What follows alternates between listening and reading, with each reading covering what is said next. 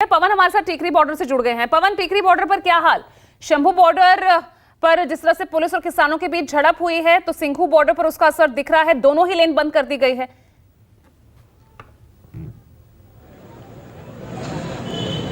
बिल्कुल, इस झड़प के बाद सीआरपीएफ के 2 और प्लाटून को बुलाया गया है। सबसे अहम बात बताया कि एक प्लाटून में सिर्फ और सिर्फ महिला जो सुरक्षा कर्मी हैं उन्हें बुलाया गया, जो पूरी तरह से ट्रेंड है। अगर इस तरह की जो भिड़ंत होती है या आसपास की लड़ाइयां होती हैं उसमें इन्हें जो है विशेष ट्रेनिंग यहां पर दिया गया है। और देखिए, आज मंगलवार का दिन है, अभी 3 वर्किंग डे और बचा हुआ है। यानी जो लोग बहादुरगढ़ से दिल्ली की तरफ जॉब के लिए जाते हैं, प्राइवेट जॉब की बात करें या फिर प्राइवेट फैक्ट्रियों में जो काम करते हैं, तो उन्हें असमंजस की स्थिति है कि अगर किसान किसी तरह अगर बॉर्डर तक पहुंच जाते हैं तो पुलिस यहां पर बॉर्डर को सील कर देगी, तब उनका क्या हाल होगा। इसी तरह दिल्ली से भी कई हजारों की संख्या में तादाद में लोग जो है हरियाणा यानी बहादुरगढ़ की तरफ जाते हैं, जॉब के सिलसिले में जाते हैं। तो प्रशासन सभी चीजों को यहां पर देख रहा है। हालांकि आसपास के अस्पताल यहां पर खुले हुए हैं और एम्बुलेंस को भी यहां पर लाया गया है। अभी बॉर्डर सील नहीं है, यानी दिल्ली अभी दूर है।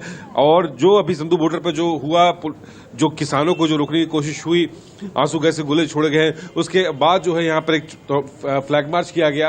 हालांकि बॉर्डर को सील नहीं किया गया, लेकिन एहतियात के तौर पर आप देखिए कि पुलिस पूरी एक्शन मोड में है किसी भी स्थिति से निपटने के लिए। पीछे की तस्वीरें हम आपको दिखा रहे हैं कि दिल्ली से जो गाड़ियां आ रही है, हालांकि 1 वे यहाँ पर नहीं किया गया है, फिलहाल अभी 2 वे ही है। किसी रास्ते को आवाजाही को रोका नहीं गया है। और जो तमाम दुकानें हैं पहले की तरह यहाँ पर दुकानें जो है फिलहाल अभी खुली हुई है। मार्केट भी यहाँ पर खुला हुआ है। लेकिन इस बात का डर जरूर है लोगों के बीच में कि अगर किसान किसी तरह अगर यहाँ पहुंच जाते हैं तो ये बॉर्डर जो है एक बार फिर से सील हो जाएगा, तब उनका क्या होगा, तब उनके रोजी रोटी पर जो है बात जरूर आएगी। इसलिए जो है व्यापारी संगठन भी जो है एकजुट हुए हैं और वो भी किसान से बात करने की बात कर रहे हैं। और जो आप देख रहे हैं कि अलग अलग यानी 13 जो प्लाटून, पहले 11 प्लाटून था, 13 बटालियन जो आया है, तो अलग एक एक बटालियन जो है उनको ब्रीफ किया हो रहा है। और ब्रीफिंग के बाद वो फ्लैग मार्च करने के लिए यहाँ पर निकल रहे हैं। और साथ ही साथ देखिए कि आंसू गैस के साथ फिर से फ्लैग मार्च करेंगे। अगर इस रास्ते से आते हैं तो इस रास्ते से कैसे रोका जाएगा, कैसे वहां बैरिकेड के अलावा अगर किसी तरह कुछ करने की कोशिश करते हैं, क्योंकि आमने सामने की बात किसान कह रहे हैं कि हम तो किसान हैं, अगर शांति से बात हम मानने को तैयार हैं, अगर सरकार हमारी बात नहीं मानती है तो हम किसी भी हद तक जा सकते हैं। तो इसको अंदाजा देखते हुए कहीं कोई गैर कानूनी काम ना हो, धारा 144 तो लगा हुआ है। लेकिन भरसक जो है प्रशासन का ये कहना है कि भले ही सुरक्षा हमने कड़ाई किया है, लेकिन किसानों के साथ कोई कड़ाई नहीं होगा। अगर वो बॉर्डर तक किसी तरह पहुंच भी जाते हैं तो उनके साथ बातचीत करके ही मसले को सुलझाने की कोशिश की जाएगी। पूजा, लेकिन बावजूद उसके शंभू बॉर्डर से ऐसी तस्वीरें आना, पवन, आंसू गैस के गोले छोड़ना और किसानों को हिरासत में लेना, ये कहीं ना कहीं कई सवाल उठा रहे हैं।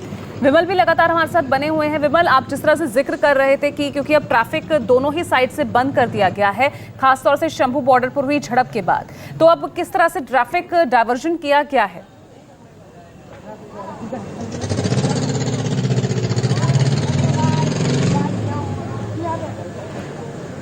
विमल,